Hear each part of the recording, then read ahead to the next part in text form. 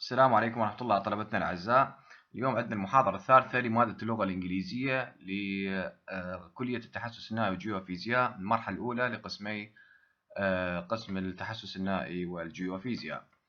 عنوان المحاضرة الثالثة هي The Aral Sea and Environmental Crisis، بحر الأورال أزمة بيئية. For many decades, environmental scientists have been warning us that enormous damage can be done to the ecology of a region by pressure for economic development and by apparently reasonable but in reality short-sighted responses to this pressure. فعندنا العقود مضت علماء البيئة حذرونا ولا يزال يحذرونا من ضرر كبير سيحصل لبيئة منطقة معينة عن طريق زيادة الضغط على التنمية الاقتصادية. وكما هو واضح في الواقع أنه استجابات كانت قصيرة النظر لمعالجة هذا الضغط أو الزيادة المفرطة في التطور الاقتصادي economic development. The damage will not only negate any economic progress the region experiences but also has the potential to make the region unlivable. طبعا هذا الضرر يعني مو فقط يعيق هذا التطور الاقتصادي economic progress يعني المنطقة اللي تشهدها، لكن هو قدرتها لجعل المنطقة منطقة يعني قابل للعيش، يعني يقلل إمكانياتها من تكون منطقة قابل للعيش فيجعلها هنا unlivable. The recent history of the Aral Sea, described in an article in An Environment magazine by V.M. Kotolyakov, a Russian geographer, is a clear example of the damage that poorly planned economic activity can have on the environment. فنلاحظ أنه التاريخ الحديث لبحر الأورال يوصف لنا المقالة اللي هي في مجلة البيئة Environment magazine كوتلوكياف اللي هو جغرافي روسي، هو مثال للضرر اللي يتسبب عن طريق النشاط الاقتصادي الذي تم تخطيطه بصورة ضعيفة كان have on the environment اللي تسبب وانعكس هذا الضرر على البيئة. The Aral Sea is located in semi-arid region of South Central Asia in the recently independent states of Kazakhstan and Uzbekistan. فلاحظ أنه بحر الأورال يقع في منطقة شبه قاحلة semi-arid region في آسيا الوسطى في الدول المستقلة independent states اللي هي كازاخستان وأوزبكستان. Its basin extends into 3 other independent republics. ولاحظ حوض هذا البحر يمتد إلى 3 جمهوريات أخرى اللي هي تركمانستان، تاجيكستان and كيرغيزستان. فنلاحظ هذه الدول البقية اللي يمتد بها حوض بحر الأورال. As recently as the 1950s. طبعا قبل ما نكمل لاحظ هذه خريطة بحر الأورال the map of the Aral Sea Basin. لاحظ هذه دول آسيا الوسطى اللي عددناها اللي كازاخستان وأوزبكستان، ونلاحظ بحر الأورال وتحيطه هذه الدول. عندنا في فترة الخمسينات the sea covered an area of 66,000 square kilometers. نلاحظ أنه فترة الخمسينات غطى هذا البحر لمسافة أو منطقة لحجم يعني هذه المنطقة ل 66,000 كيلومتر مربع with a mean depth of 16 meters وطبعا بعمق 16 متر. Its waters were fresh، مياهها كانت عذبة with a mean salt content of 1% to 1.1%. وطبعا salt content اللي هو يعني محتوى الملوحة ومعدل الملوحة كان من 1% إلى 1.1%. Two large rivers, the Amo Daria and the Ser Daria, flowed into the sea. فلاحظ نهرين تصب في هذا البحر اللي هي Amo Daria and the Ser Daria. The water from the two rivers plus the annual rainfall maintain the volume of water at the sea. فلاحظ مصدرين لمياه هذا البحر هو النهرين اللي ذكرناهم two rivers، إضافة إلى تساقط الأمطار السنوية annual rainfall اللي حافظت على حجم هذا البحر. By 1990, however, the Aral Sea had shrunk to about 55% of its original area and had become 2 separate lakes. نلاحظ في يعني فترة 1990 البحر الأورال بدأ ينكمش shrunk shrink ينكمش، يتقلص في الحجم، ووصل تقريبا 55% من حجمه الأصلي. وطبعا بسبب هذا الانكماش أصبح بحيرتين، يظهر كبحيرتين منفصلة two separate lakes.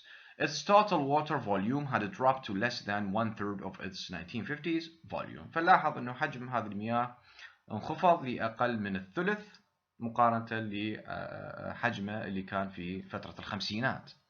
The sea's salt content on the other hand had increased by almost 300%. فنلاحظ أنه معدل الملوحة لهذا البحر ارتفعت increased by almost 300%، تقريبا بمعدل 300%.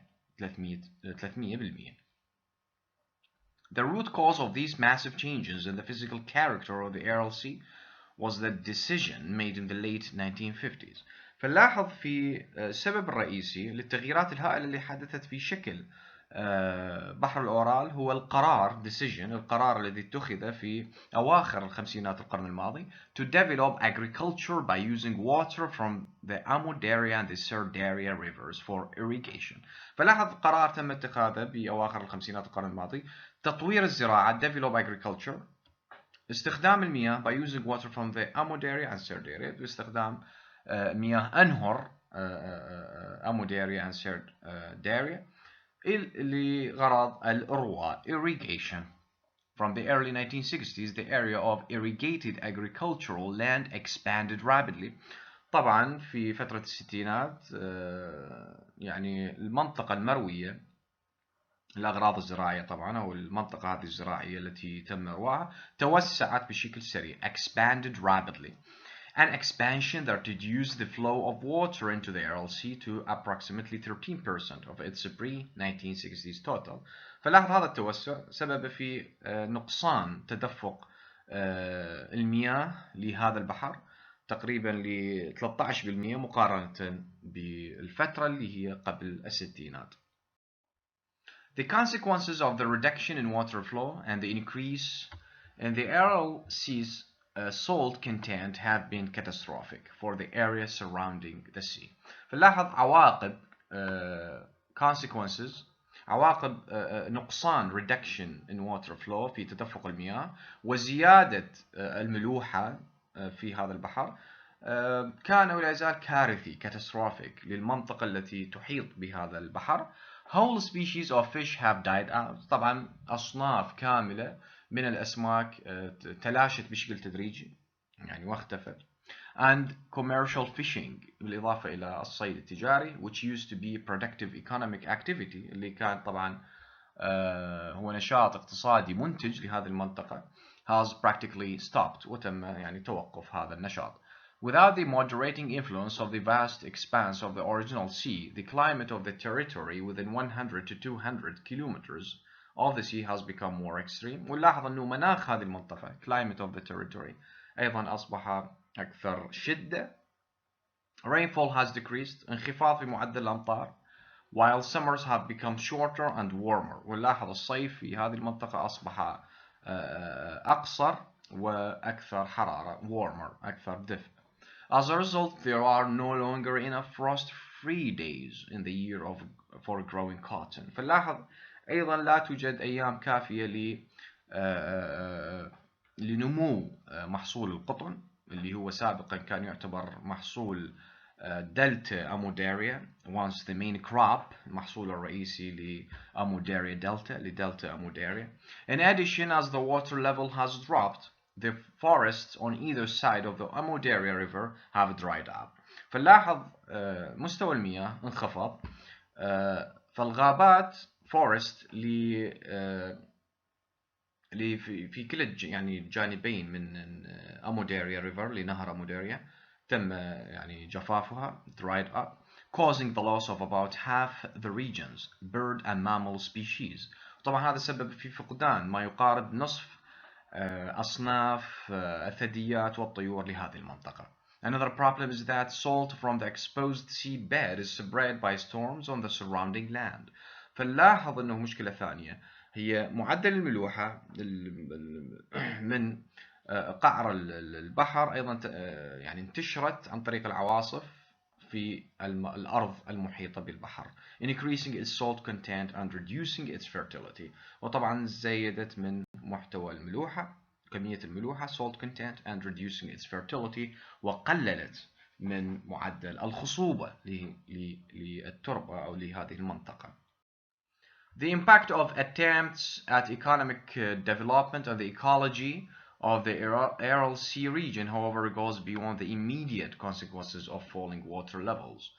فنلاحظ يعني انه تأثير يعني التنمية الاقتصادية في هذا على بيئة منطقة الأورال يعني ذهب أبعد من ما هو متوقع. Inefficient methods of irrigation allow much of the water to evaporate. فنلاحظ طرق غير كفؤة للإرواء. Inefficient methods of irrigation، طرق غير كفؤة للإرواء، سمحت بمعدلات مياه أن تتبخر، يعني كميات مياه أن تتبخر evaporate، causing soil salinization. فنلاحظ هنا تملح التربة، سبب أن هذا تملح التربة the accumulation of crop damaging salts in the soil. فلاحظ هو يعني تعريف تملح التربة هو تجمع أملاح ضارة بالمحاصيل في التربة. Accumulation of crop damaging salts in the soil. Farmers use more water to wash these salts out of the soil. طبعا المزارعين يستخدمون كميات مياه كثيرة حتى يبعدون ويزيلون الأملاح خارج التربة. The salts then enter the rivers، وتذهب الأملاح إلى الأنهار, ultimately increasing the salinization of areas downstream and the Aral Sea itself. وطبعا بالتالي أنه زيادة تملح هذه المناطق هذا طبعا هذه يعني انتقال الأملاح إلى الأنهار يسبب في زيادة التملح في المناطق التي تتجه يعني باتجاه بحر الأورال. Other short-sighted agricultural practices in the irrigated land include the extensive use of artificial fertilizers and chemical pesticides. فلاحظ سبب آخر أو ممارسات أخرى قصيرة النظر، هذه ممارسات زراعية طبعا في المنطقة التي تم إرواءها irrigated land، هو الاستخدام المفرط للأسمدة الاصطناعية artificial fertilizers and chemical pesticides، وأيضا استخدام المبيدات الحشرية الكيميائية chemical pesticide مبيد حشري، chemical كيميائي، و fertilizers الأسمدة to support production of the two main crops. طبعا هنا استخدام هذه الأسمدة والمبيدات الحشرية الكيميائية هو لدعم الإنتاج محصولين اللي هو rice and cotton، الرز والقطن. As a result, the water that ultimately drains back into the amod area and the serd area from the fields carries high concentrations of phosphates and nitrates as well as chemical pesticides. فلاحظ المياه نتيجة لذلك المياه بالتالي ترجع وتعود إلى أنهر أموداريا and the serd area من الحقول، وتحمل معها طبعا تراكيز concentrations من الفوسفات والنترات nitrates، وكذلك مبيدات حشرية كيميائية chemical pesticides. The accumulation of these toxic chemicals in the rivers is now contaminating local supplies of drinking water. فلاحظ أنه تجمع هذه المواد الكيميائية السامة toxic chemicals، مواد كيميائية سامة في الأنهار، تجمعها في الأنهار الآن يلوث contaminate يلوث local supplies of drinking water، يلوث المياه الشرب drinking water. As a result, in the years since 1975, people living in the area have increasingly suffered from a number of serious health problems. بالتالي السكان يعني الساكنين في هذه المنطقة تعرضت للتلوث منذ عام 1975 عانوا من مشاكل صحية خطيرة serious health problems. As is often the case with environmentally linked illness, infants and children are the most vulnerable.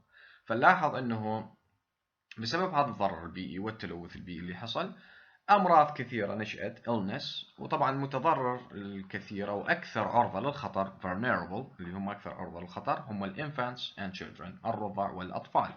For example, in Karakalpakia, now the region of Uzbekistan، منطقة في أوزبكستان closest to the Aral Sea، منطقة قريبة من بحر الأورال، the 1989 mortality rate for children was among the highest in the world. فلاحظ معدل وفيات عام 1989 للأطفال طبعا هو شكل أعلى نسبة في العالم.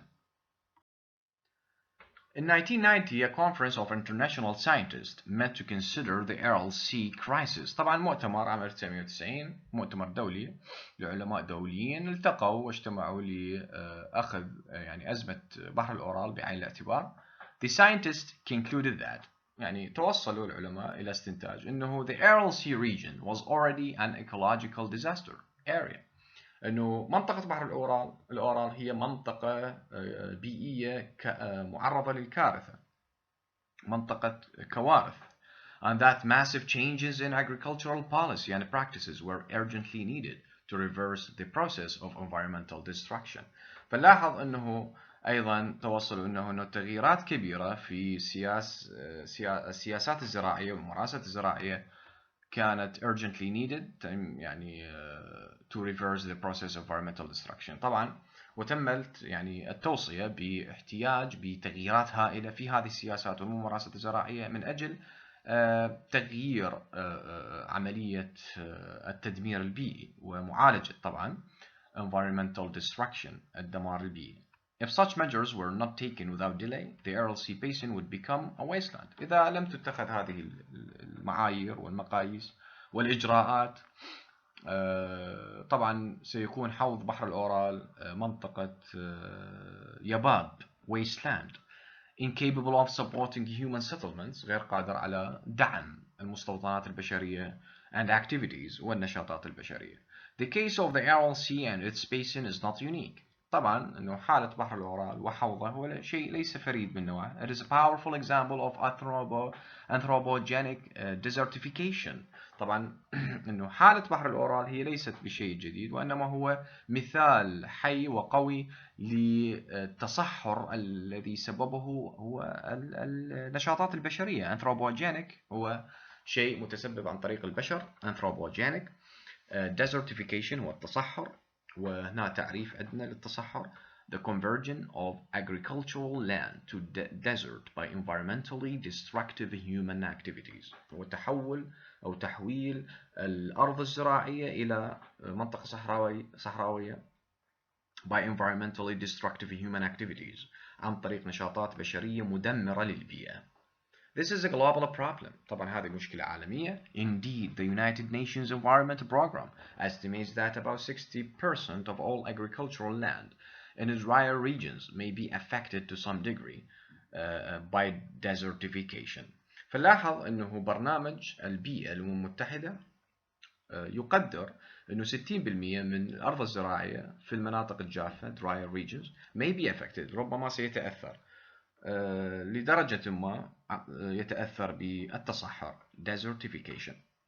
Salinization, for example, threatens 20% of all irrigated land in the United States. فلاحظ أنه التملح على سبيل المثال يهدد 20% من المناطق المروية في الولايات المتحدة. The Aral Sea crisis therefore offers a clear warning of the dangers of poorly planned economic development. فلاحظ أنه أزمة بحر الأورال يعني تعرض تحذير واضح للمخاطر dangers of poorly planned economic development للتطور الاقتصادي الذي تم تخطيطه بشكل ضعيف أو بشكل سيء. It also, however, offers an opportunity to gather information needed to find solutions to desertification and to create alternative models of economic development. فلاحظ أيضا هو يعطينا الفرصة في نفس الوقت يعطينا الفرصة لجمع المعلومات to gather information اللي نحتاجها needed to find solutions نحتاجها في إيجاد الحلول للتصحر desertification وأيضا to create alternative models وأيضا خلق نماذج بديلة of economic development للتطور الاقتصادي. شكرا جزيلا للاستماع. Thank you so much for listening.